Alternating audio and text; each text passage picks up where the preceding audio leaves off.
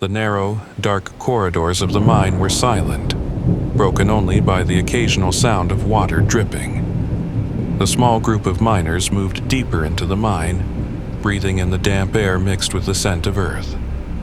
The mine had been abandoned for years, long forgotten by the locals. It had been sealed off due to collapse risks, and venturing inside was seen as madness.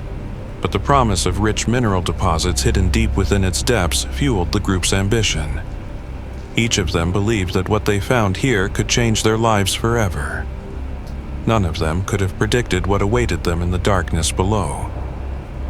As the group moved cautiously through the tunnels, their leader Jack shone his flashlight across the walls. Behind him, the others followed silently. Some looked eager, while others seemed uneasy.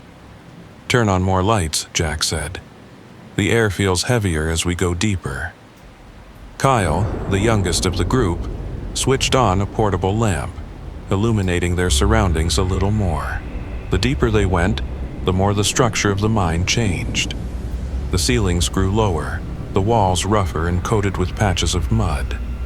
Jack stopped for a moment to consult the map. "This seems to be an unexplored section," he announced, his voice sparking a wave of excitement among the group. They exchanged glances and began whispering to one another.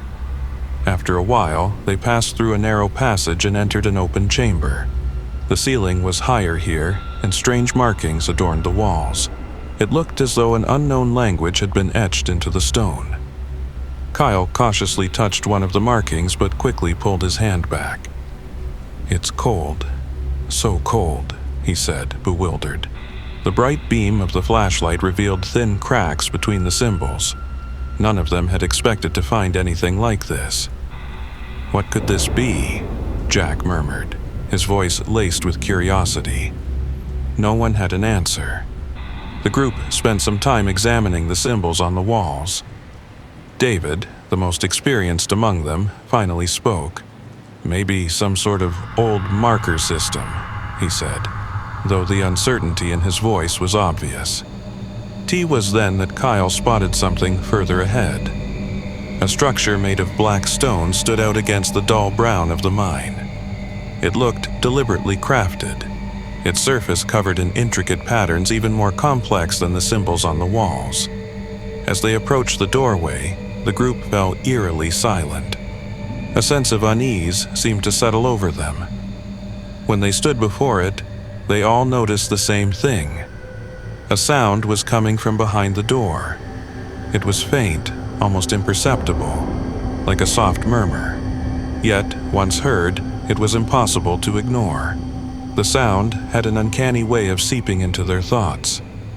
Some of them speculated that it might be the wind, or perhaps the sound of underground water flowing deep below. But there was no clear explanation. Jack stepped closer to the doorway and placed his hand against the cold stone. A freezing chill spread through his hand, numbing it instantly. He pulled back, his face etched with discomfort. "Should we go any further?" he asked. No one answered. All eyes were fixed on the door. After a moment, David broke the silence. "We've come this far. Turning back would be foolish," he said. The decision was made. Somehow, they all felt compelled to move forward. As if an unseen force was urging them on, they began working to open the door, their determination overriding the strange unease gnawing at their minds. But then the unusual behaviors began. Kyle, who had been quiet before, started wandering off into the darker corners of the mine, mumbling to himself. His actions grew stranger with each passing day.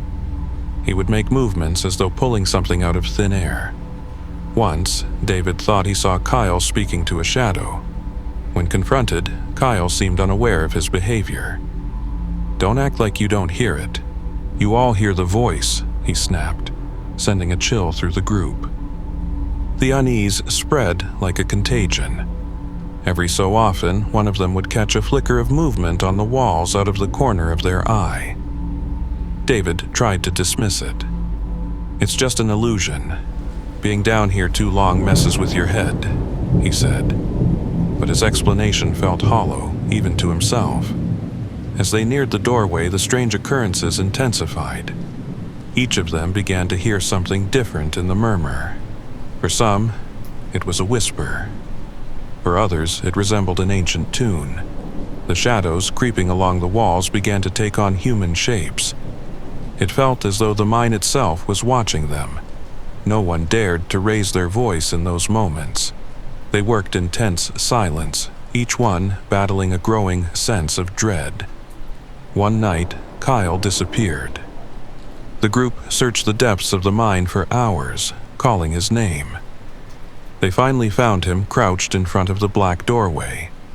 His headlamp had gone out, and his eyes were fixed on a single point in the darkness. When Jack touched his shoulder, Kyle turned and smiled strangely. "The door is speaking," he said, his voice carrying an eerie undertone that made everyone shiver. Kyle's words only heightened the group's obsession with the doorway. They worked tirelessly, desperate to open it. Yet, as they did, each of them began to unravel. Emily sat in a corner, whispering to herself, her eyes unfocused. David, normally calm and composed, threw his tools across the chamber in a sudden fit of rage. Jack, though trying to maintain order, admitted to himself that he too had seen the shadows moving along the walls, watching him. The murmurs grew louder, more insistent. The shadows crawling from the walls became clearer, taking on human-like forms. Each shadow seemed to mirror their deepest fears, turning them against one another. Jack struggled to distinguish reality from illusion as paranoia consumed the group. The door seemed close to yielding, but by then, their minds were already broken. The murmurs no longer just spoke to them. They were inside their thoughts, feeding off their vulnerabilities. And by the time they realized there was no turning back, they had already become a part of the deep, consuming darkness.